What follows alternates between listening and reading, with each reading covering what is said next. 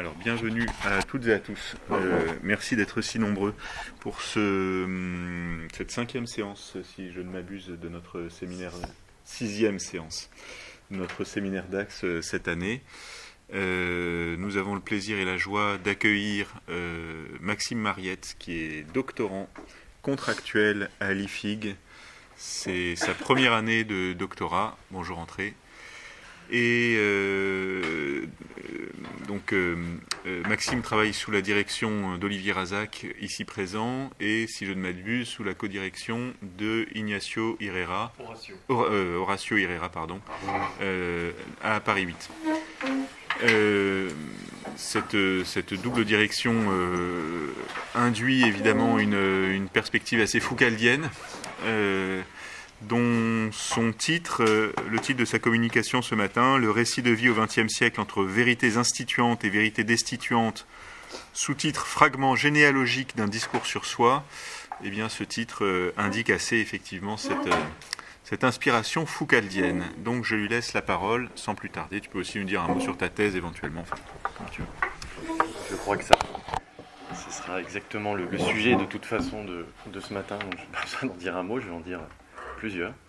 Donc merci Thomas, merci Jérôme pour votre invitation.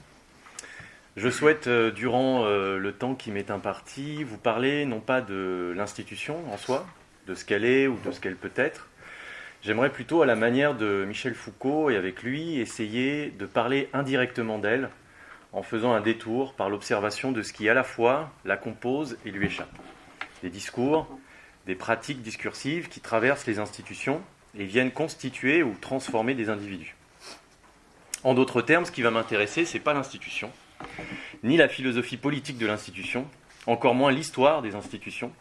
Ce qui va m'intéresser, c'est de retracer certains sillons historiques, des formes de pouvoir qui orientent, transforment nos conduites individuelles et collectives. Ce que Foucault appelle des procédures de subjectivation. Et il se trouve que l'expérience disciplinaire des institutions a été pour Foucault un formidable terrain pour saisir certains effets de pouvoir subjectivants. Dans, par exemple, la société punitive, surveiller et punir, ou encore la vérité et les formes juridiques, il analyse notamment la formation historique de formes disciplinaires de pouvoir, c'est-à-dire d'un moment, le XVIIe siècle, où les institutions s'attachent à assujettir les individus à partir de 3 espaces particuliers. Premièrement, le corps. Le corps des individus est le premier point d'ancrage du pouvoir. Les règlements à l'école, dans les prisons, à l'usine ou dans l'entreprise, à l'armée, sont écrits pour contrôler les corps. Deuxièmement, le temps. Le temps de travail, bien sûr, mais aussi le temps libre, le temps que l'on se donne à soi. La discipline n'est pas seulement un pouvoir que l'on retrouve dans les lieux de contrainte, mais aussi dans notre manière de mesurer, de remplir, d'occuper ce qui ne fait pas partie du temps de travail. Et troisièmement, le savoir.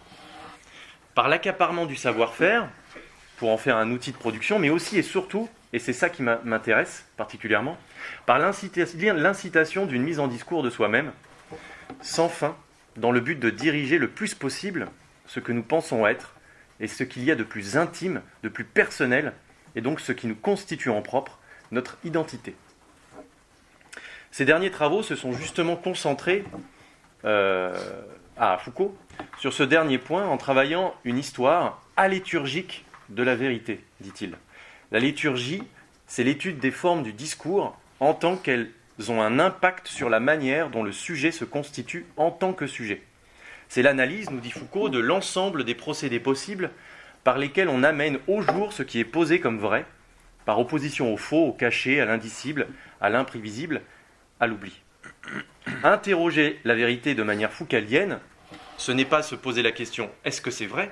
ou « comment c'est vrai ?» mais qu'est-ce que le dire vrai produit sur le sujet lorsqu'il se manifeste d'une manière et pas d'une autre. L'intention de Foucault, et la mienne également, est alors de comprendre ce qui se joue à travers certaines manifestations de la vérité. Ce qui se joue à la fois en termes d'effets de pouvoir et d'implications éthiques concrètes sur les individus. Ce que je veux dire, c'est que dire la vérité n'est pas uniquement donner une information correcte, vérifiée et vérifiable, voire évidente sur le monde ou sur soi, c'est aussi s'intégrer dans un certain cadre de réglementation dans lequel mon discours pourra et devra être considéré comme vrai. Ce cadre de réglementation, est un cadre politique, un cadre en somme historiquement et socialement situé, qui n'est pas exempt de rapports de force et d'une certaine intention d'obliger certains discours et d'exclure certains autres discours. Nous sommes en effet assujettis, dit Foucault, à des régimes de vérité. Et je cite son cours de 1980. On parle de régime politique pour désigner en somme l'ensemble des procédés et des institutions par lesquels les individus se trouvent engagés d'une manière plus ou moins pressante. On peut parler également de régime pénal, par exemple, pour désigner l'ensemble là aussi des procédés et institutions par lesquels les individus sont engagés, déterminés, contraints à se soumettre à des lois de portée générale. Alors, dans ces conditions, pourquoi en effet ne pas parler de régime de vérité pour désigner l'ensemble des procédés et des institutions par lesquels les individus sont engagés et contraints à poser, dans certaines conditions et avec certains effets, des actes bien définis de vérité. Ainsi, dans cette logique de relation puissante qu'il existe entre la manifestation de la vérité, les relations de pouvoir et la constitution des individus, je me suis donné pour mission d'observer et de différencier certaines formes contemporaines de dire vrai qui se veulent, qui se disent critiques, pour en interroger les inclinations éthiques et la direction de leurs effets de pouvoir. Ça me permet de reprendre à nouveau frais la question de la production de nos modes de conduite élaborés par Foucault et qui peut se formuler comme cela. À partir de quand, à partir de quoi un discours de vérité produit-il des jeux, des interstices, des configurations éthiques qui rendent possible, et donc pensables et réalisables, des attitudes critiques prêtes à en découdre, des volontés, je cite Foucault, des volontés décisoires de ne plus se laisser gouverner comme cela. À partir de quand la vérité devient une condition dans la production de contre-conduite, d'attitudes critiques, d'indocilité réfléchie? À partir de quand, à partir de quoi se produit une subjectivation subversive? C'est cette ambiguïté, ou plutôt cette ambivalence de la vérité entre régime et altération, entre vérité instituante et vérité destituante, qui me passionne et que j'aimerais un peu expliciter ici avec vous. Dans son cours de 80 encore, Foucault rend précisément visible cette ambivalence historique de la vérité entre vérité instituante et vérité destituante, en montrant que c'est, je cite, la pastorale chrétienne qui a développé à partir du IVe siècle cette idée que chaque individu, quel que soit son âge, son statut, et ceci d'un bout à l'autre de sa vie, et jusque dans les détails de ses actions, devait être gouverné, et devait se laisser gouverner.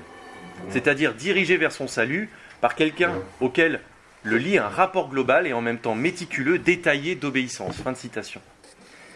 La pastorale chrétienne, c'est cette idée que l'obéissance inconditionnelle à l'autre est la condition du salut, qu'il y a un lien direct et en même temps chronologique entre le gouvernement des autres et le gouvernement de soi, que je dois être gouverné par un autre. Cette idée, eh bien, elle est reprise, et c'est ce que nous dit Foucault, au XVe siècle, et en quelque sorte laïcisée, par ce que nous appelons aujourd'hui les institutions. Foucault parle d'un déplacement du religieux à la société civile et d'une multiplication de cet art de gouverner dans divers domaines, avec un travail des méthodes pour le faire. Je cite, « Comment gouverner les enfants, comment gouverner les pauvres, comment gouverner les armées, comment gouverner son corps, comment gouverner son esprit, etc. » C'est ce qu'il appelle le phénomène de la gouvernementalisation, et qui fait naître, face à ce « comment gouverner partout tout le temps », la question de comment ne pas être gouverné comme cela. L'émergence d'une attitude critique comme manière de s'en méfier, de récuser, de limiter, de trouver au gouvernement une juste mesure, de le transformer et de chercher à y échapper. Des attitudes donc qui ne sont pas critiques au sens où elles se contentent de clamer un mensonge, une injustice ou une manipulation. Non, c'est des attitudes qui rendent possible l'interrogation de la légitimité des pouvoirs institutionnels. Sur quel type d'évidence, de familiarité, de mode de pensée acquis et non réfléchi reposent les pratiques que l'on accepte. Foucault parle de foyer de la critique, pour caractériser ces événements discursifs historiques où la vérité émerge non comme régime de contrainte, mais comme forme d'altération des gouvernements. C'est précisément ce travail historico-philosophique autour de la recherche et l'étude de foyer de la critique qui est au centre de mes recherches, mais en m'attardant sur les effets d'un type de dire vrai particulier, c'est dans le titre, le dire vrai sur soi-même en tant qu'il est utilisé comme discours critique des gouvernements. Et il se trouve que dans les milieux militants du XIXe siècle, au plus fort des révoltes européennes, la mise en discours public de soi était rare, voire inadmissible, car difficilement considérée comme un élément stratégique et utile à la lutte. si bien qu'elle restait le plus souvent, cette mise en discours, infrapolitique, sauvage, occasionnelle, au profit de modes de discours plus théoriques et universalistes. Cependant, à partir des années 20, plusieurs formes de discours mêlant considération politique et récit personnel naissent en Europe. Des discours avec des intentions et des effets très différents, mais qui à chaque fois font appel à la pratique de l'autobiographie pour rendre lisibles des vies absorbées par des dispositifs d'oppression de classe, de genre ou de race. Analyser certaines de ces apparitions permet, je pense, de montrer de quelle manière ces types particuliers d'actes de vérité, en émergeant et en se modifiant, produisent des formes d'éthique qui tendent parfois, de façon problématique, à l'indocilité. Ce qui est loin d'être évident, compte tenu de ce que je disais, de ce que Foucault nous apprend à juste titre sur les origines chrétiennes de l'aveu, de son intrication avec la gouvernementalité pastorale et ses effets normatifs et assujettissants sur la subjectivité moderne, les subjectivités modernes. Cependant, les foyers d'expérience, les points de croisement, les points de croisement que j'ambitionne d'observer, mettent en scène une technologie de véridiction de soi tout à fait nouvelle dans ses modalités d'énonciation. Cette technologie, c'est le récit de vie. Alors précisons-le tout de suite, ce qui m'intéresse, ce ne sont pas les simples histoires que l'on se raconte à propos de soi-même, sur soi-même. L'histoire de ce genre de récit, à ce compte-là, est très lointain. Non, ce qui m'intéresse, ce sont les récits de vie qui prennent la forme d'enquêtes organisées pour être recueillis et interprétés. Des récits de vie rendant compte de soi en tant qu'objet destiné à nourrir des discours scientifiques, des discours militants, des discours politiques. Je vous propose d'observer aujourd'hui 2 foyers de la critique qui ont un siècle de différence, un siècle de distance, mais qui vont nous permettre de rendre compte de certains effets de renvoi que je trouve importants pour comprendre ce qui se passe sur la conduite des individus. Ces 2 points de croisement qui mêlent dire vrai critique et dire vrai sur soi-même se situent à un moment charnière de l'apparition des méthodologies de recherche-action, des sciences sociales, et aussi de l'éducation populaire. Nous allons voir que ces modes de véridiction proches des sciences et du militantisme s'élaborent tous 2 dans le sillage des modes d'aveu chrétiens et aussi du franc-parler antique, la parésia, dont Foucault a pu en faire l'analyse. Mais, avant de présenter ces fragments archéologiques du discours critique qui impliquent le récit de vie, il est, je crois, important de faire une distinction, de dissocier, pour ne surtout pas les confondre, le récit de vie d'une forme de récit extrêmement présent dans nos vies, qu'on appelle le récit de soi. Cela permettra premièrement de comprendre comment le discours philosophique contemporain a pris en charge l'expérience de rendre compte de soi. Et deuxièmement, rendre apparente la différence qu'il peut y avoir entre rendre compte de soi, le récit de soi, et rendre compte de sa vie, le récit de vie.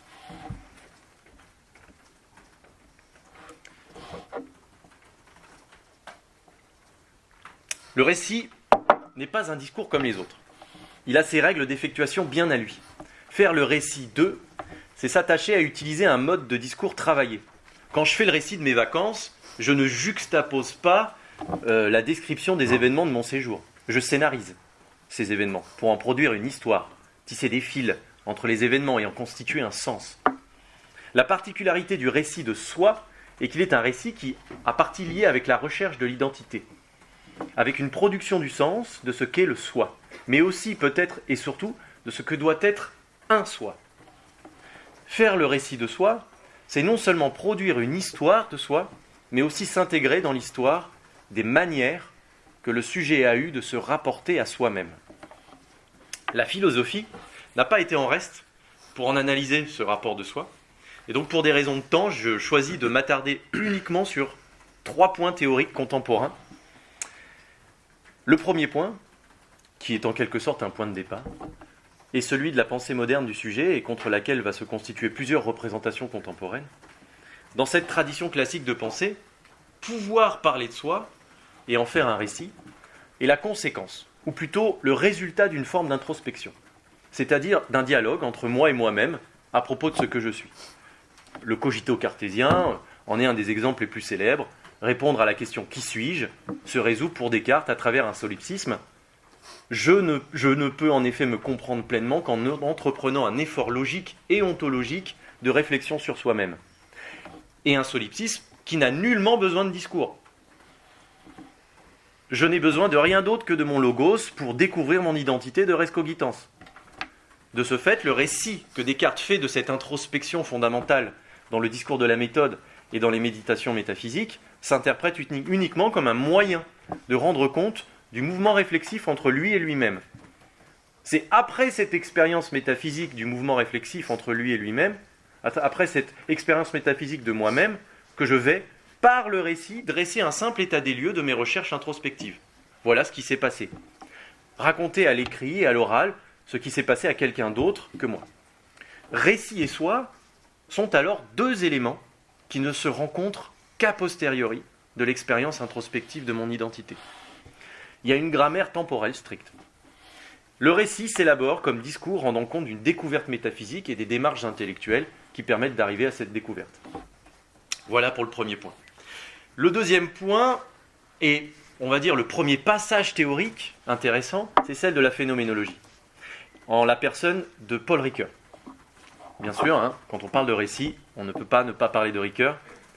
Et Ricoeur modifie le sens du récit de soi en passant d'une mise en scène des résultats, comme on a vu là, en un élément nécessaire, non plus pour découvrir, mais pour construire le rapport à soi. Pour Ricoeur, si je me raconte, c'est en effet pour enrichir la connaissance que j'ai de moi-même. Par là, le récit de soi participe à une herméneutique de soi.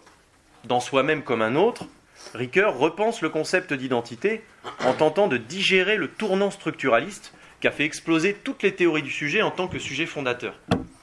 Le soi ricoeurien vient alors récupérer les morceaux éparpillés en élaborant une vision moins introspective et plus socialisante de l'identité.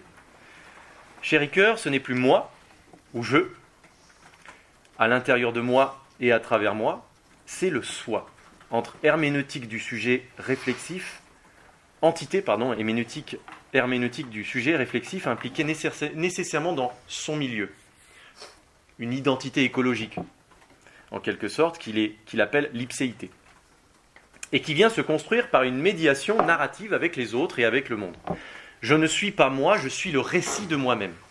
Rendre compte de soi, pour Ricoeur, sera avant toute chose passer par les formes de la narration pour répondre à la question « Qui suis-je » Ce que je trouve intéressant dans cette conception du rapport à soi, c'est que pour construire son concept d'identité, Ricoeur se détache de la tradition en distinguant le moi et le soi. La mêmeté, comme il dit, est l'ipséité. L'un qui fait référence à une substance qui dépasse toute forme de changement, et l'autre qui trouve son unité dans la temporalité et le changement, à travers la construction d'un récit de soi qui vient lier rétrospectivement ce qui est considéré comme le soi.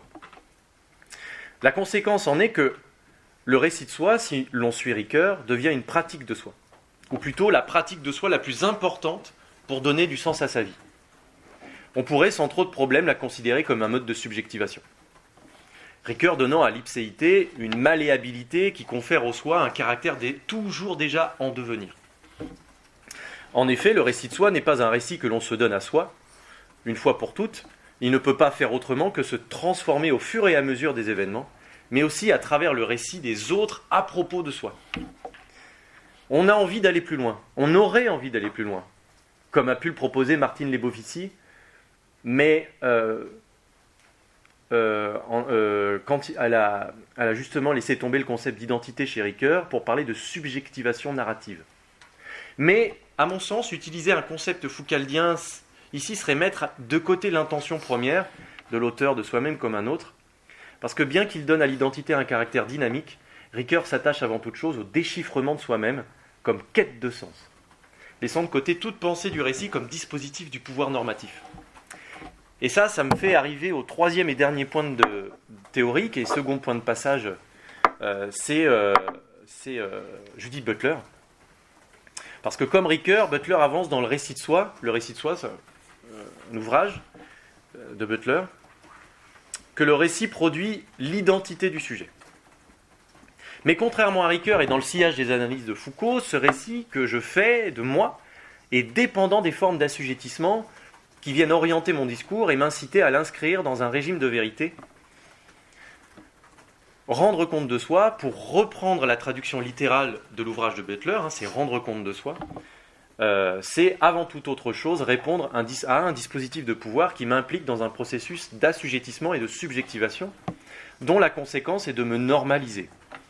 Chez Butler, le récit n'est pas une médiation entre soi et soi-même, mais un mode d'interpellation qui m'oblige non seulement à répondre à la question « qui suis-je ?», mais aussi m'assigne les formes et les contours de la réponse. On pourrait avoir l'impression que Ricoeur fait de même en impliquant le monde et les autres dans la production de l'identité. Tous deux citent d'ailleurs Arendt, avançant l'idée que derrière la question « qui suis-je ?», il y a toujours la présence de l'autre, qui me pose la question « qui es-tu ?» Sauf que lorsque Ricoeur l'inscrit dans l'apparition d'une responsabilité morale, qui fonde l'éthique de soi, Butler y voit plutôt la marque d'un dispositif politique d'interpellation, à jamais renouvelé, de par ma présence au monde social. Le récit que je produis alors de moi-même est une réponse narrative, obligatoire au « et vous là-bas » du flic althusserien. Je rends compte narrativement de moi parce qu'on me parle, parce qu'il y a l'autre, même si celui qui interpelle reste implicite et sans nom, anonyme et non spécifié. Le flic, je l'ai dans la tête. Et cette obligation à dire la vérité sur soi-même devient par sa charge normative une nécessité pour soi et une mort de toute subversion. Pour Butler, et je la cite, dire la vérité sur soi a un prix. Et ce prix équivaut à la suspension de la relation critique au régime de vérité dans lequel on vit. Ce qu'ajoute Butler à la réflexion, ce sont à mes yeux deux choses importantes. Premièrement, il pointe la force des normes de rationalité sur la production du sujet et à travers elle l'illusion d'un récit qui pourrait venir rendre compte d'une identité à soi, mais qui cache en fait un déni de leur historicité et un désaveu du prix que nous payons en formulant ce récit. Deuxièmement, face à ces dispositifs d'interpellation normatif, Yale produit la question de la possibilité de la critique. Et donc, la possibilité d'une subversion à travers des processus de désubjectivation. En effet, en considérant jusqu'au bout l'extrême perméabilité psychique du sujet face à l'autre, et en rappelant, comme c'était le cas pour Foucault, que le sujet n'est ni complètement déterminé par les normes, ni complètement libre de les ignorer, Yale repense le processus du transfert psychanalytique comme une possibilité de désubjectivation, interprétant le transfert comme une récapitulation de l'inconscient.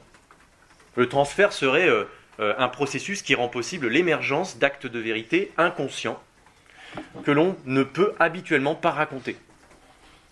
Il serait la possibilité de dépossession du soi normalisé, la recréation d'un mode d'interpellation primaire au sein de l'espace analytique.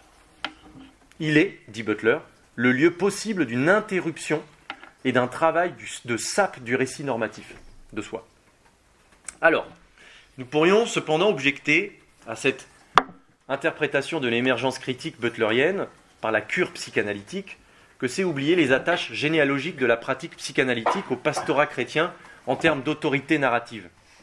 Le lien du confesseur et son pécheur, du psychiatre et de son patient, qu'il est difficile de comprendre autrement que comme un retour à l'aveu comme technologie de l'obéissance. En effet, Butler explique que la solution critique passe par le fait de se laisser gouverner par un autre, par le psychanalyste, pour pouvoir sortir de l'espace de l'identité normalisée. Seulement, Foucault nous apprend dans ses cours au Collège de France de 80 et de 81 que ce rapport, trop évident aujourd'hui, pour nous, entre gouvernement de soi et gouvernement des autres, cette idée qu'il est nécessaire de faire un retour individuel à soi-même par l'intermédiaire d'un autre, auquel j'obéis, pour me libérer d'une force, eh bien c'est précisément le pastorat chrétien qu'il construit à travers l'expérience monachiste de la direction de conscience. En clair, ce que nous dit Butler, ici, à propos de la critique, c'est qu'elle doit en passer par l'obéissance. J'obéis au psychanalyste pour ne plus être soumis aux normes sociales. Obéissance et critique s'entrelacent jusqu'à laisser de côté le travail généalogique foucaldien sur les effets de pouvoir institutionnel de l'aveu sur la conduite des individus. Ce triple détour historique interroge donc la réelle possibilité d'une subjectivation narrative subversive. Du moment où la question du soi est posée à travers le récit, c'est-à-dire par une herméneutique, qu'elle soit phénoménologique ou psychanalytique, elle ne peut pas ne pas se développer à l'intérieur d'un nexus de savoir-pouvoir fonctionnement comme technologie de l'obéissance. Reste à questionner ce qu'apporte de différent ce que j'ai appelé le récit de vie. ce que les sciences sociales, le militantisme, l'éducation populaire au XXe siècle appellent le récit de vie. Je vous propose donc, après cette longue introduction philosophique, de vous présenter ces deux foyers d'expérience critique bien précis qui concernent et qui, je crois, et contrairement aux expériences du récit de soi, ont la particularité de produire des agencements collectifs d'énonciation qui peuvent nous mettre sur la voie de constitution d'attitudes critiques.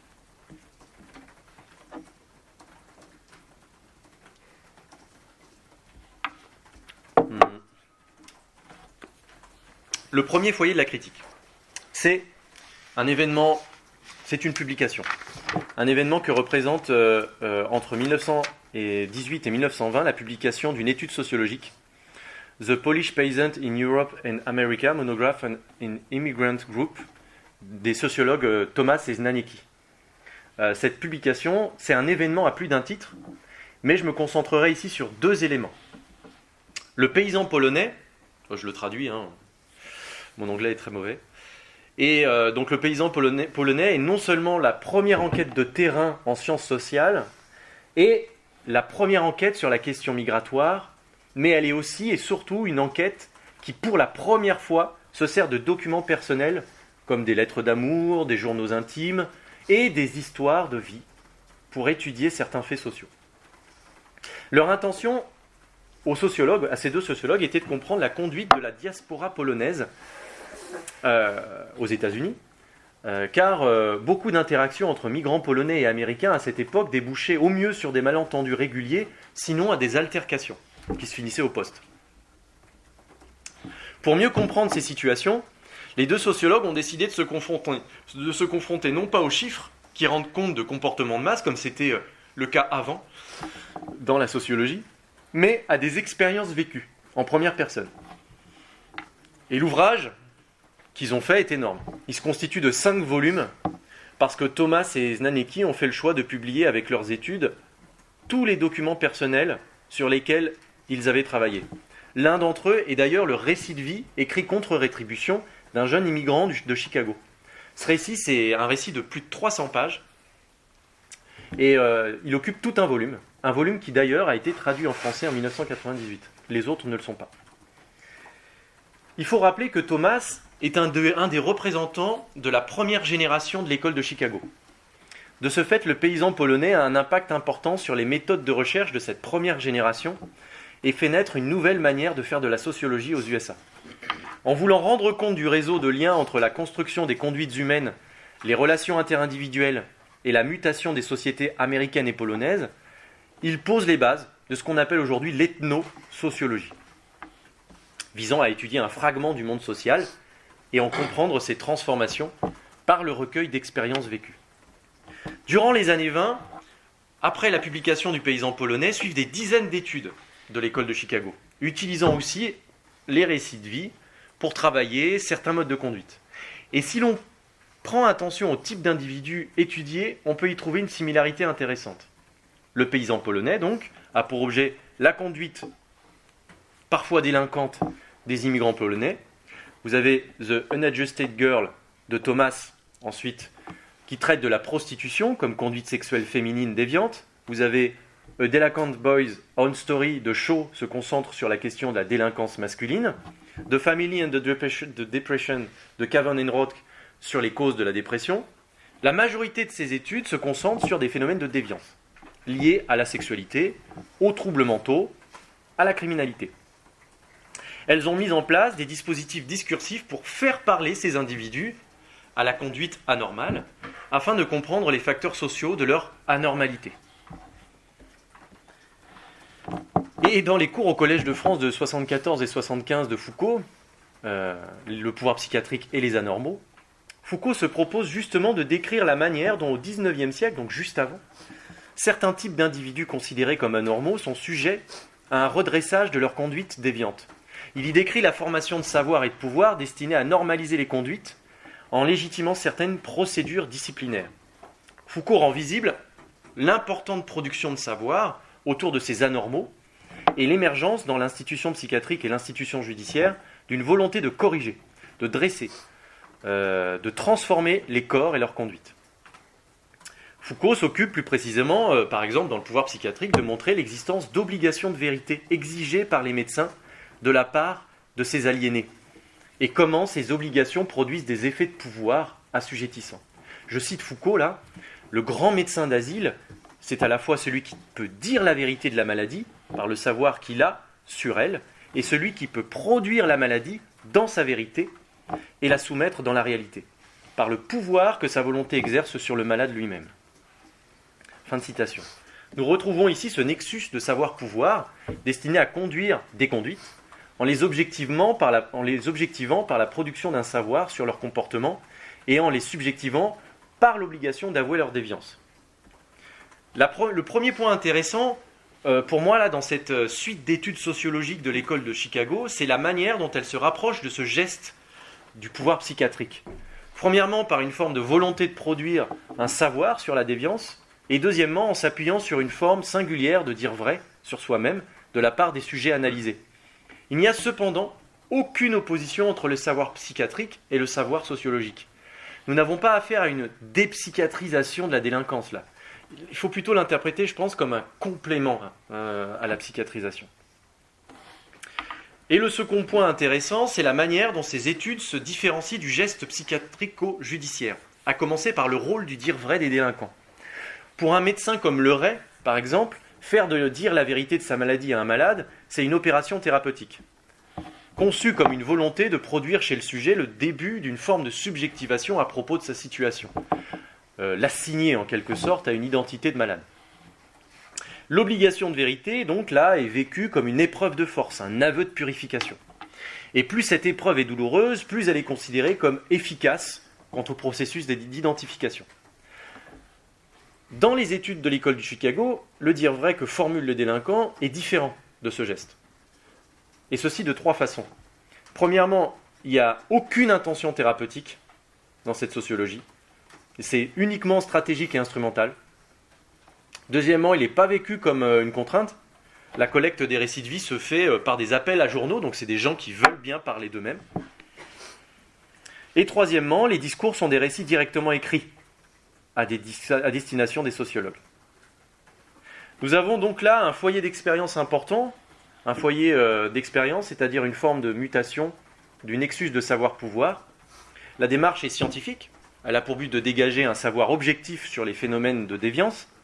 Il y a une production d'un dire vrai sur soi-même, et cette production constitue un savoir sur les sujets qui disent la vérité, mais cette démarche de l'école de Chicago reste uniquement sur le terrain de l'objectivation d'un récit, en faisant la vérité des sujets le fondement d'un variant, sans intention de modifier les sujets étudiés. Elle accompagne simplement le savoir psychiatrique, et peut-être aussi par là le déplace, l'élargit par le terrain du fait social. Cependant, si la volonté des sociologues n'est pas de produire un effet sur les sujets qui racontent leur vie, certains discours de vérité ne sont pas en réalité dépourvus de conséquences subjectivantes.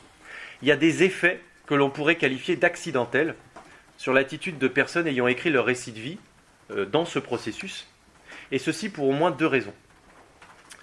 La première raison tient de la méthode de collecte des récits de vie réalisée pour la première fois en 1921 par Znanecki, après l'écriture du paysan polonais. En effet, pour son projet de recherche suivant, après, Znanecki, en Pologne, creuse cette nouvelle approche qualitative en trouvant un moyen de multiplier les récits de vie. Il lance un concours d'écriture autobiographique ciblé, annoncé dans les journaux populaires. Le concours est une telle réussite que cette méthode de collecte fera florès. Entre 1921 et 1938, 20 concours d'écriture autobiographique vont être lancés par les sociologues et déboucheront sur pas moins d'une vingtaine de publications scientifiques. Cette méthode sera considérée par les historiens de la Pologne, comme Jakubska, comme un véritable phénomène social, puisqu'en 1972, quand Jakubska fait son analyse, il dénombre plus de 800 concours organisés et près de 250 000 participants au total. En l'espace de 50 ans, 250 000 Polonais ont fait la démarche de produire un récit de leur vie, de constituer un certain discours de vérité sur eux-mêmes à l'intention d'études scientifiques polonaises. La deuxième raison est que la seconde étude de Znanecki, après le paysan polonais, se concentre sur la condition ouvrière en Pologne. ce premier concours d'autobiographie, et finalement beaucoup d'autres ensuite, ont été à destination de franges de la population les plus pauvres de la Pologne, et en particulier les ouvriers et les paysans. Ainsi, lorsque l'école de Chicago se concentre sur la production d'un savoir concernant les conduites du sujet déviant, la sociologie polonaise s'est occupée de comprendre les milieux ouvriers et paysans à travers un processus de véridiction narrative produite par ces ouvriers et ces paysans eux-mêmes, en leur demandant de bien vouloir leur raconter non seulement ce qu'ils étaient, en tant qu'ils étaient des ouvriers et des paysans, mais surtout ce qu'était l'expérience vécue d'un ouvrier ou d'un paysan. Ici, ce n'est pas le soi, en tant qu'intériorité métaphysique, en tant qu'âme ou en tant qu'esprit malade, qui importe, c'est le soi en tant qu'intériorité produite par des conditions sociales et culturelles particulières. Cette production discursive de soi-même porte l'attention sur la réalité sociale de la vie de l'auteur et a des conséquences importantes et imprévues sur les auteurs de ces récits. On en trouve des traces dans une lecture secondaire des récits de vie, justement de tous ces récits de vie réalisés par deux historiens polonais, Landau et Wiatr, en 1970. Ces deux historiens expliquent que l'expérience de raconter sa vie à ce moment-là, à travers ces concours, a eu 3 conséquences sur l'attitude des auteurs par la suite. Premièrement, ces individus portaient beaucoup d'intérêt à l'égard des problèmes sociaux, ensuite. Deuxièmement, la participation à ces concours était si importante que se sont constitués des groupes de discussion et produisaient, dit-il, une conscience de classe. Et troisièmement, un certain nombre d'entre eux se sont fait ensuite connaître par leur activisme culturel. Leur rapport, du coup, à la réalité s'est transformé, socialisé et politisé. Par conséquent, la pratique du récit de vie en Pologne a eu des conséquences étonnantes sur la vie des participants. Certains de ces effets de subjectivation narrative sont bien plus proches d'une forme d'attitude critique, à mon sens, face au pouvoir, qu'à un mode de gouvernementalisation. Autrement dit, entre la question de Leray, le médecin, à son patient l'intimant d'accepter sa condition de fou, et l'appel à l'écriture autobiographique de Znanécki, demandant à des personnes en situation de domination sociale de verbaliser leurs pensées, l'effet de pouvoir est fondamentalement différent. Si le savoir du fou sur lui-même l'incite à se soumettre au pouvoir psychiatrique et à constituer son identité à partir du savoir psychiatrique, le récit de vie, produit par l'ouvrier et le paysan, va développer en eux une identité de classe, qui les mèneront à se regrouper, à développer des formes d'activisme culturel. Alors ça, c'était le premier foyer. Je vois que je suis un peu long par rapport à ce que j'ai prévu.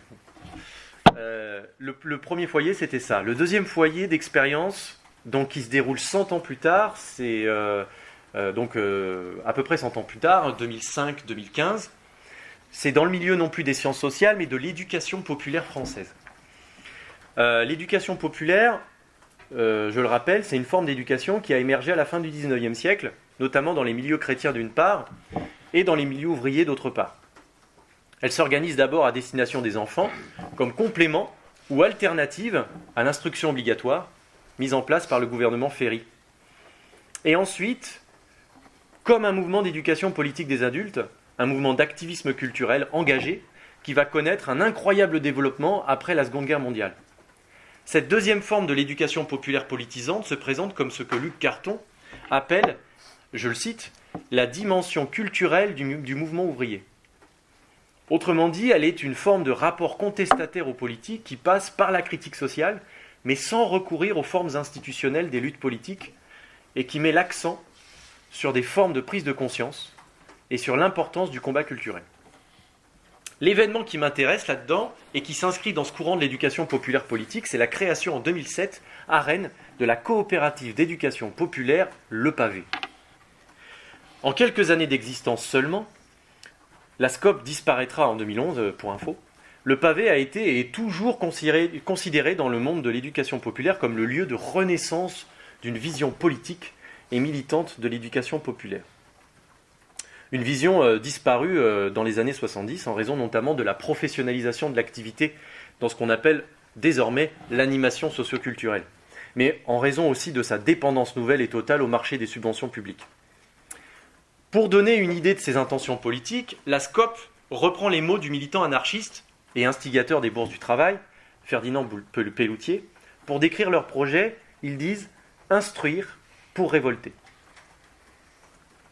Les actions du pavé se déroulent majoritairement sur le terrain de la formation professionnelle. Leur volonté est d'atteindre ce qu'ils appellent des dominés, c'est-à-dire des personnes victimes d'oppressions structurelles. Les ouvriers, les employés, les femmes, les transgenres, les personnes en situation de handicap, les jeunes, les personnes racisées. Ces formations politiques reposent sur un principe d'exacerbation de la critique à partir d'une lecture commune des contradictions, situations de tension, problèmes vécus par les personnes et les groupes pour engager ensuite une action transformatrice contre la reproduction des dominations. Je m'arrêterai ici encore sur 2 éléments qui me paraissent intéressants. Le premier élément tient d'un dispositif que le pavé a découvert lors d'un stage d'écriture organisé en 2006 par l'auteur Ricardo Monserrat. Un dispositif que l'équipe a repris, transformé et développé pour l'utiliser dans les formations politiques qu'il dispensait. Ce dispositif, ils l'ont appelé « Petite histoire, grande histoire ». Il consiste à faire émerger du récit de vie dans un collectif et de le faire résonner politiquement. Alors, très vite, l'atelier se déroule en 3 temps. Le premier temps, c'est un temps d'écriture personnelle qui a pour intention la collecte d'histoires de vie. Chaque participant doit faire un effort de mémoire afin d'aller chercher des anecdotes qu'il a vécues, une pour chaque année de leur vie, et qui, à ses yeux, sont des moments considérés comme importants, voire charnières dans leur vie. Et en même temps, il note des événements historiques qui l'ont particulièrement touché. Alors là, il faut entendre historique au sens très large, c'est-à-dire des événements qui ont une dimension collective. Le deuxième temps de l'atelier, c'est un temps de partage de ces récits de vie, de mise en commun autour d'une fresque sous la forme d'une double frise chronologique, donc les petites histoires qui me concernent, les grandes histoires qui me concernent, mais dans une histoire collective, où les participants racontent devant le groupe leur récit et l'inscrivent sur la timeline. Le troisième temps, c'est un temps assez malléable selon la situation de la formation et les intentions stratégiques des formateurs, mais il est en général un temps de mise en interrogation, considérant les ponts et les passages qu'il est possible de tisser entre les événements historiques communs et les thèmes des récits de vie partagés. C'est le moment de l'interprétation socialisante et politisante. Le pavé, ici, a une volonté très claire, à travers cet atelier, de travailler à former une conscience de classe. Mais il le fait non pas sur le mode théorique et classique du militant syndical qui apprend aux autres leur place dans le monde social, il passe stratégiquement par un usage collectif du récit de vie afin de rendre palpables les effets de pouvoir sur les corps et sur les esprits. Comme le dit Alexia Morvan, qui a été membre du pavé et autrice d'une thèse sur l'éducation populaire politique, je la cite, « Il s'agit de relire ensemble la réalité sociale au travers des récits de vie et de comprendre ce en quoi elle affecte la vie des individus eux-mêmes, en prise et déprise avec différentes logiques de domination. » Cependant, et dans les faits, les personnes qui participent à ces ateliers sont confrontées à des logiques d'aveu, à des incitations à se livrer. Les formateurs organisent les temps de formation en fonction de cette finalité. Sortir du silence, des souvenirs d'oppression vécus, afin de les travailler et les interpréter politiquement. Donc, l'acte de vérité principal, ici, c'est un discours de témoignage à la première personne, semi-improvisé, un « voilà ce que j'ai vécu », que l'on peut caractériser, à la manière de Foucault, comme étant un dire vrai sur soi-même. Nous pourrions ainsi penser que la méthode Petite Histoire, Grande Histoire est un énième dispositif d'aveu enrichissant ce que Foucault a appelé une technologie politique de l'obéissance qui calibre les identités, comme nous l'avons vu précédemment. Et en un sens, il est un dispositif de pouvoir, un dispositif qui oblige, ou du moins incite, les stagiaires à une mise en récit d'eux-mêmes, et produit un processus de subjectivation qui vient travailler le rapport à soi et aux autres. Néanmoins, à travers le dispositif Petite Histoire, Grande Histoire, les participants disent la vérité sous un mode d'être inhabituel, je pense. Il y a une transformation tactique du dire vrai sur soi-même par son inclination non pas à l'introspection, mais à l'historicisation. Je recite Alexia Morvan, la lecture de la fresque de Petite Histoire, Grande Histoire, comme commune, historicise les relations, les métiers, les politiques publiques, les phénomènes, et permet de les relier entre eux. Le dire vrai sur soi-même, dans ces ateliers, parle autant de soi que d'une vie vécue comme une vie toujours déjà impliquée dans une histoire politique globale. Et c'est ce que pousse la recherche de points historiques communs et la collectivisation des récits de vie. Tout ce qui en ressort fait l'objet d'une interprétation collective et partagée, incitant à sortir du cadrage herméneutique identitaire, ordinairement porté par le champ lexical de la biologie, de la psychologie ou de la psychanalyse. Le mode d'aveu est là, mais il change de vocabulaire et d'intention. Le deuxième élément dont je voulais vous parler là-dessus, c'est qu'il se trouve que Petite Histoire, Grande Histoire est devenu central dans une formation créée par le Pavé, une formation très particulière puisque son intention est premièrement de faire vivre le dispositif et deuxièmement d'assister les participants à la réalisation d'un spectacle militant qui rend compte de ce dispositif à des gens. Un spectacle donc militant dont la matière principale est leur propre récit de vie, porté par une intention de rendre compte, non de soi, mais des injustices structurelles dont ils sont victimes. Ça s'appelle une conférence gesticulée. Cet objet singulier, né dans le off du Festival d'Avignon de l'année 2005, sans avoir eu l'ambition de ce qu'elle est devenue, son nom est une blague improvisée pour info de son fondateur, Franck Lepage, auteur de la première conférence. Elle devait être une performance ponctuelle, sans vraiment d'autre intention que de jeter sur scène devant son auteur son histoire, mêlée à celle de l'éducation populaire et les dévoiements politiques dont il a été témoin au sein de la Fédération française des maisons des jeunes et de la culture. C'était un geste improvisé et un nom improvisé pour parler d'une colère bien réelle.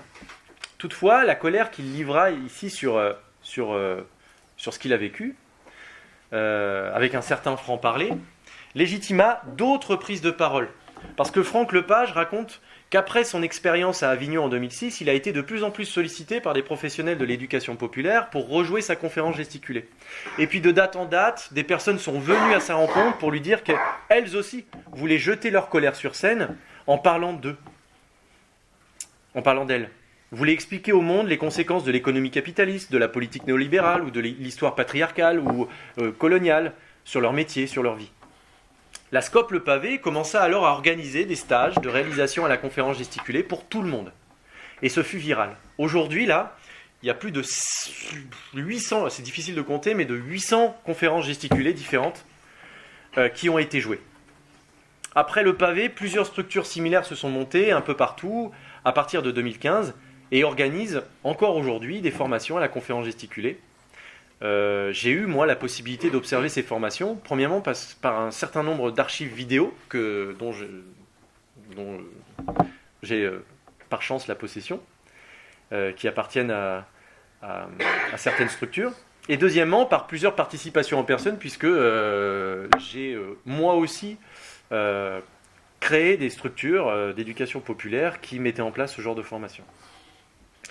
Ce qui revient très souvent lorsque les stagiaires parlent de ce moment d'éducation populaire, ce passage par la formation et cette expérience de prendre la parole pour dire la vérité de leur situation précaire, ils rapportent que cela a modifié quelque chose en eux et qui les rende plus engagés et plus critiques. Je vous cite ce que dit un collectif féministe d'éducation populaire qui s'appelle La Trouvaille, parce que je trouve que c'est très éclairant. Ce travail, donc c'est elle là qui parle, ce travail collectif sur nos récits de vie a profondément bouleversé nos relations, nos pratiques, nos savoirs. C'était très riche et stimulant, bien qu'éprouvant. L'une de nous racontait un moment, une humiliation, et nous prenions conscience tant de ce que nous avions en commun que de multiples aspects des rapports de domination. Rapport au savoir et à sa production, aux médias, aux prises de parole dans les formations, à l'appropriation de notre temps, à l'objectivation de nos corps et à nos illégitimités. Chaque anecdote créait des échos pour d'autres. Dès qu'on mettait des mots sur nos colères, pour transformer nos pratiques ou pour penser des stratégies, nous éprouvions notre soutien mutuel et notre force collective. Pour La Trouvaille, ici, il y a un effet important qui vient du partage collectif de récits de vie. Un effet de politisation et de volonté à ne plus faire comme il faut, qui n'est pas accidentel. Elle est même l'objectif principal de la méthode du Pavé. Produire de l'indocilité par le récit de vie. L'utilisation de ce dispositif PHGH, Petite Histoire, Grande Histoire, par l'agencement d'énonciations collectives que les formateurs organisent, fait donc probablement, à mon sens, de cette formation militante un espace qui rend possible des processus de subjectivation critique, politique, accélérés et ciblés. Alors, je vais développer. Subjectivation politique, parce que premièrement, elle émerge à partir d'un travail collectif, et deuxièmement, elle conduit l'infrapolitique produit dans la formation à sortir du bois et a explosé de façon spectaculaire. Subjectivation accélérée, parce que ces formations s'organisent sur une période très courte, 15 jours de formation étalés sur 6 mois, et le plus souvent c'est en internat, loin du quotidien. Il y a une forme d'intensification des expériences par la condensation de l'agencement. Beaucoup de participants se retrouvent décalés de leur vie passée, après cette mise en distance de leur vie quotidienne.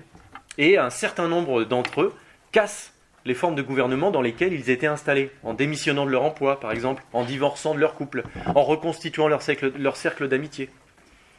Et subjectivation ciblée, parce que cette subjectivation ne concerne pas tout l'espace social non plus, mais une lunette très précise sur des espaces de gouvernement structurel qui concernent l'expérience vécue de celui qui raconte.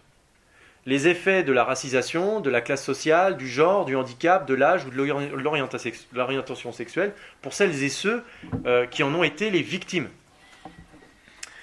En organisant ces montaconf, ces formations à la conférence gesticulée, les structures d'éducation populaire politique semblent avoir les moyens de rendre possible la production d'un type de subjectivation portant en elle l'émergence de conduites autres, de conduites qui ne se laissent plus si facilement gouverner qu'auparavant. La vérité qui s'y manifeste apparaît comme une vérité d'altération. Non pas une vérité du même, celle qui norme, mais une vérité de l'autre, celle qui trouble et qui, je cite Foucault, rend difficiles les gestes qui avant étaient trop faciles. Elle serait une vérité qui se dessine à la fois comme une condition de possibilité de la critique et un outil stratégique de lutte. Je crois qu'avec le paysan polonais et la montaconf, nous avons affaire à deux événements qui rendent visible une tension importante dans le travail de Foucault concernant le statut de la vérité elle-même et son rôle à l'intérieur des réseaux technologiques de gouvernement. Sans jamais vraiment l'expliciter, en fait, la considération que Foucault a pour les manifestations de la vérité nous permet d'avancer qu'il existe deux rôles liturgiques différents de la vérité. Premièrement, celle des régimes de vérité, c'est-à-dire des vérités qui font fonctionner les formes d'assujettissement par leur force d'objectivation. Dire la vérité dans ce cadre-là, c'est un outil essentiel du pouvoir. Ça revient à se soumettre à une forme de captation complexe, venant à faire des formes possibles de liberté des appareils de gouvernementalisation, où volonté propre devient une production du pouvoir. Foucault trouve une de ces manifestations paradigmatiques, par exemple, dans les modes d'aveu. Deuxième manifestation de la vérité, il existe à côté de ces véridictions des modes de discours qui engagent la vérité dans un combat contre ces réseaux de gouvernement. La vérité, par des formes très singulières, vient accompagner des mouvements d'émancipation en tant qu'elle installe des pratiques de soi qui déjouent certains assujettissements. De ce fait, dire la vérité par les moyens d'un mode du discours qui engage à la fois un partage collectif de récits de vie entre gouvernés et une réévaluation stratégique et politique de ces récits, dire la vérité qui rend visibles les effets de technologie de gouvernement sur les corps, dire de la vérité de cette manière, ça modifie la conduite des individus en les amenant à vouloir questionner certaines formes de pouvoir structurel et institutionnel. Dans les cours au Collège de France, les derniers de Foucault 83 et 84, Foucault se concentre justement à analyser de manière aléturgique un mode d'être du discours tout à fait singulier dans l'histoire. L'originalité du gouvernement de soi et des autres et du courage de la vérité, les deux cours, vient d'une volonté d'étudier non plus le pouvoir normatif de la vérité, comme il l'a fait pendant toutes les années 70, mais ses possibilités de subversion.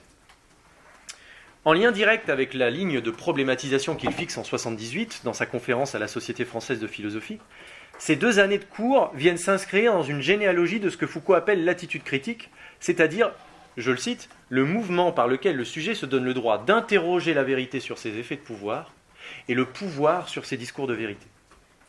C'est justement dans le courage de la vérité qu'il fait une distinction généalogique à mon sens fondamentale pour comprendre ce à quoi nous avons affaire lorsque nous parlons de vérité de gouvernement de soi d'une part et de vérité d'altération de soi d'autre part.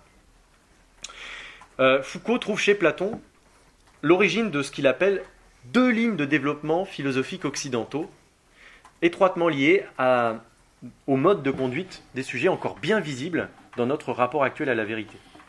La première ligne que l'on trouve dans l'Alcibiade et qui signe la naissance du rôle majeur de la connaissance métaphysique de soi. Donc, c'est quoi? C'est une attention, une structuration et un arbitrage que l'on retrouve notamment dans les interrogations modernes et contemporaines du savoir, et plus particulièrement du savoir sur soi. Qu'est-ce que vouloir rendre compte de soi, sinon à la manière de Ricoeur, se concentrer sur la question de l'être du sujet et des possibilités de sa connaissance? Le récit de soi fait partie de cette ligne, qui remonte au souci de soi, défini comme un souci qui impose, avant toute chose, la question de la connaissance de l'âme. Et à côté de ça, Foucault va décrire une seconde ligne, plus marginale, qui existe et qu'il observe dans le Lacaisse, et qui va mettre l'éthique au centre de l'attention du souci de soi-même, en tant qu'interrogation sur les modes de vie, sur le bios. Il ne s'agit pas de rendre compte de soi, mais d'adopter par l'épreuve, par l'exercice, un style à son existence, une éthique particulière. Et c'est ce qu'il illustre tout au long de ces deux cours, à travers la figure antique du parésiaste. La parésia, pour rappel, ça signifie étymologiquement tout dire. Un parésiaste est quelqu'un qui dit tout ce qu'il a à l'esprit, enfin dans l'Antiquité grecque en tout cas, tout ce qu'il pense est dans sa forme pure. Dire franchement, c'est dire sans détour, sans magie, sans image. La parésia, c'est tout dire, mais c'est aussi, en un sens, dire la vérité. C'est offrir à l'interlocuteur une vérité crue. Mais ce franc-parler porte la marque de la critique. Pour Foucault, user de parésia, ce n'est pas intégrer un régime de contraintes, c'est utiliser la vérité en tant que force critique, en tant que rapport d'altération éthique. Ce n'est jamais l'autre qui exige de moi la vérité, ce n'est jamais une parole gratuite, ce n'est jamais une forme de stratégie, ce n'est jamais une arme de soumission. Le parésiaste se reconnaît comme celui qui prend la parole alors même qu'il n'est pas reconnu comme légitime à prendre la parole, parce qu'il occupe une position dans l'ordre social où les rapports de pouvoir l'obligent habituellement au silence ou à une forme de rhétorique stratégique. C'est le courage du conseiller du prince, c'est le courage de l'employé face à son patron, c'est le courage du soldat face à son général, c'est le courage de Diogène face à Alexandre, c'est le courage de Philippe Poutou face à François Fillon durant le débat du premier tour des présidentielles de 2017. Un courage totalement scandaleux et anti-stratégique, mais qui a cette intention d'interrompre ce qui conduit l'individu à se soumettre à des dispositifs de pouvoir qui l'assujettissent. Dire le vrai devient, avec la figure du parésiaste, un exercice radical de la liberté, en se posant contre l'autorité d'une instance qui soumet, qui norme, qui objective. Nous ne parlons pas ici donc d'un déferlement passionnel, mais bien d'une forme d'indocilité réfléchie, d'un positionnement éthique subversif face au pouvoir. La parésia apparaît comme une volonté de ne plus être gouverné, dirigé ou conduit d'une certaine manière. Dans un certain sens, on peut trouver des similarités entre la parésia antique, avec les formes de dire vrai produits dans les formations à la conférence gesticulée, je pense. Premièrement, les stagiaires de ces formations sont ceux qui vivent les situations précaires, causées par le cadre social, non le médecin, mais l'infirmier ou le malade, non le patron, mais l'employé ou le chômeur. En fait, c'est une prise de parole des gouvernés en tant que gouvernés. Deuxièmement, c'est une prise de parole qui subvertit la puissance du récit de soi, de telle sorte que le sujet se retrouve, quand il parle d'eux-mêmes, les sujets, quand ils parlent d'eux-mêmes, non plus à s'obnubiler de savoir qui ils peuvent bien être, mais de poser la question éthico-politique de leur mode de vie, compte tenu des formes de gouvernement qui les assujettissent. Il y a quelque chose de relativement parésiastique, et qui fait que la vie du gesticulant peut apparaître comme une existence critique qui s'éveille. Cependant, j'ai quelques limites. Si l'expérience de l'identité se voit dépsychologisée, évidemment, et rendue à la matérialité des corps historiques, soumis aux configurations sociales et politiques du pouvoir, ces formes d'usage du récit de vie restent rivées, je crois, à des modes d'apprentissage attachés à cette ligne de développement philosophique métaphysique dont je vous parlais, et qui cultive encore, par l'intermédiaire de Descartes et de la philosophie des Lumières, une vision unifiée de la raison. Autrement dit, nous aurions toutes et tous une faculté que l'on appelle la raison. Grâce à cette raison humaine universelle et innée, nous aurions une capacité de discerner le vrai d'avec le faux, le bien du mal.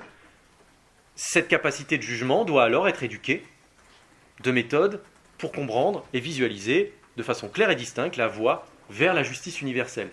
Voilà, très classique, c'est du Kant.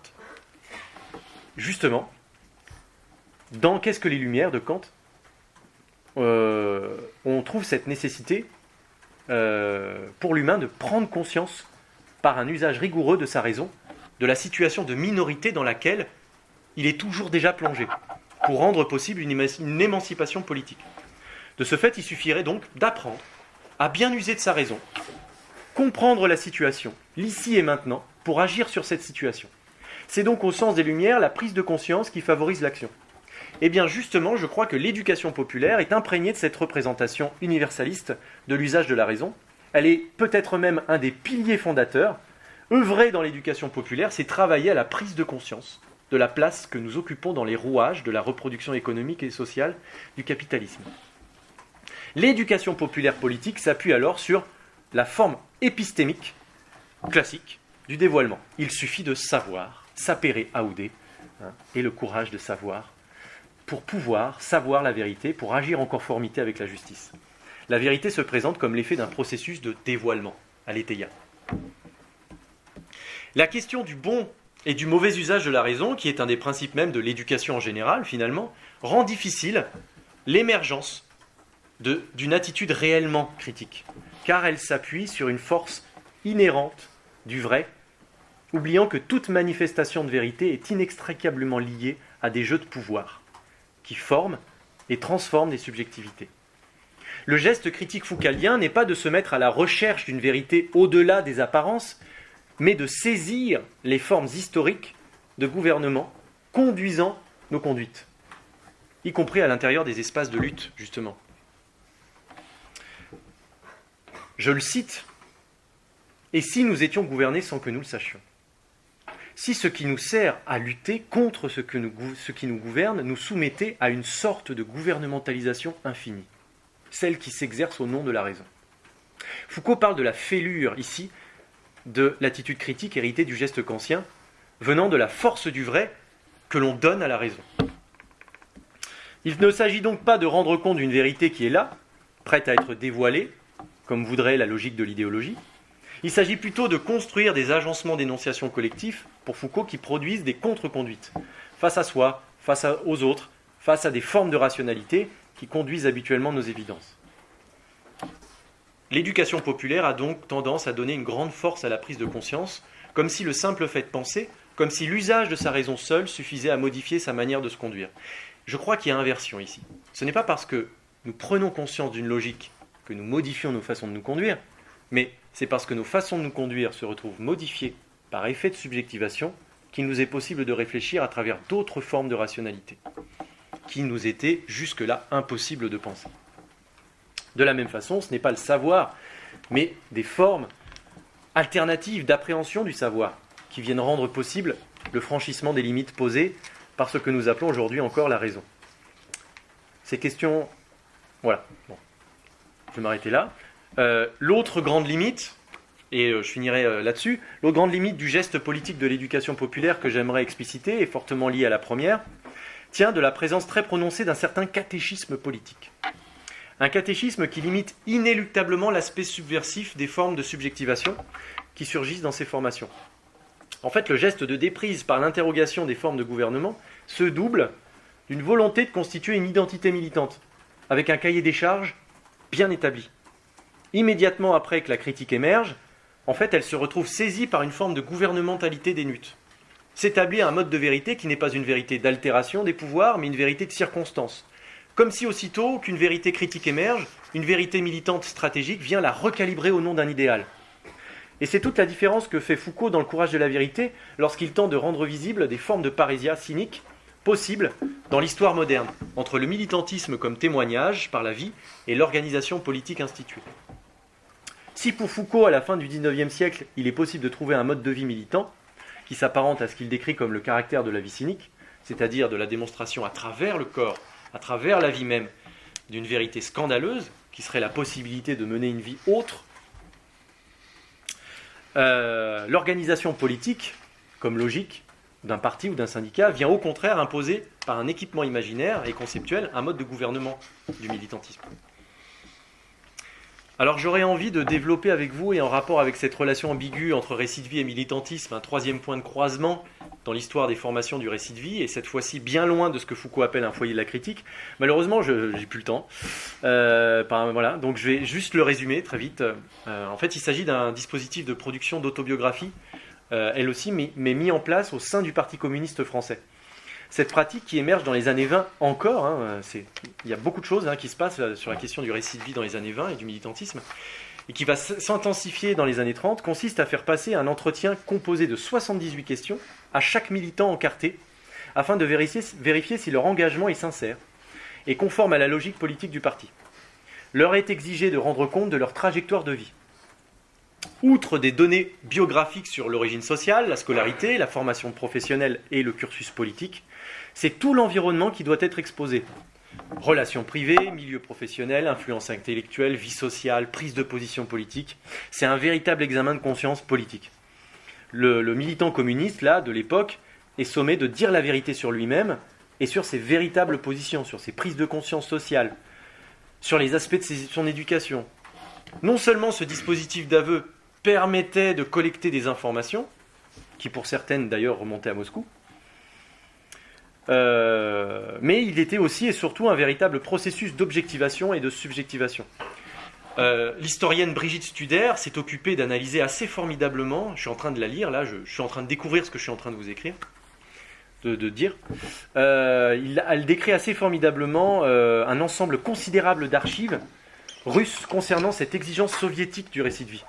Elle parle d'une fonction productrice d'identité et remarque, dit-elle, que des situations d'aveu étaient organisées, mêlant confession mais aussi retravail collectif pour correction du comportement, une sorte de réunion d'aveux collectif, un partage collectif de récits de vie. Une vraie entreprise de subjectivation politique était en action. Une relation donc particulière entre militantisme et discours sur soi émerge dès les années 20 dans ce milieu particulier et où les modes de dire vrai sur soi-même prennent la plupart du temps la forme des dispositifs de surveillance. L'aveu du militant, de la même manière que celui du confessé, là, est un aveu qui le maintient à l'intérieur d'un régime de gouvernement qui le dépasse et l'assujettit. Le récit politique ici n'apporte aucune valeur subversive au discours, et bien au contraire, il cadre, il capte, il contrôle. Comment ne pas opérer un rapprochement généalogique entre l'aveu du militant du parti et celui des stagiaires disant la vérité sur... Il faut conclure, oui, tout à fait. Je vais conclure. Foucault explicitait donc ce danger dans son dernier cours, qu'un cynisme de la vie révolutionnaire comme scandale de la vérité inacceptable s'est opposé à la définition d'une conformité d'existence comme condition pour le militantisme dans des partis qui se disent révolutionnaires et se retrouvent combattre des formes scandaleuses, eux-mêmes subversives et de militantisme. C'est précisément cet héritage marxiste, althusserien, qu'il est possible aussi de trouver dans les principaux mouvements de l'éducation populaire contemporaine. Je cite Castoriadis, « Nous sommes arrivés à un point où il fallait choisir entre rester marxiste et rester révolutionnaire. » Donc je finirai en disant que travailler des récits de vie, même collectivement, ne veut pas dire que des attitudes critiques se constituent. Il ne s'agit pas d'essentialiser une méthode ou une pratique. Il s'agit plutôt de comprendre à l'intérieur de ces méthodes et de ces pratiques ce qui favorise la critique, ce qui fait que le scandale de la vérité devient désirable, malgré les risques, et ce qui favorise la volonté aussi à la servilité. L'étude archéologique de la méthode polonaise, de l'autobiographie militante et des Montaconf nous montre que ces deux effets de pouvoir contraires ont des grandes chances de se trouver inextricablement liés et inéluctablement en conflit. À travers certains récits de vie, des voix s'échappent, quoi qu'on en dise. Non par effet d'assignation institutionnelle et normatif, mais pour dégonder les cadres qui les enferment. Des voix critiques, donc, malheureusement fugaces. Pour cela, il n'est visiblement pas inutile de différencier les dires vrais sur soi-même des dires vrais sur la vie, de dégonder la vie du soi. Je crois donc qu'il est important d'écouter ces voix qui nous disent « Écoutez ce que j'ai vécu, comprenez pourquoi je l'ai vécu et que je lutte désormais pour ne plus le vivre. » Il y a peut-être là-dedans de quoi produire du soulèvement, quoi qu'on en dise. Mais il est encore plus important de prendre garde aux effets de captation institutionnelle et aux enjeux de pouvoir locaux dont les ressorts du militantisme regorgent. Je vous remercie de votre attention.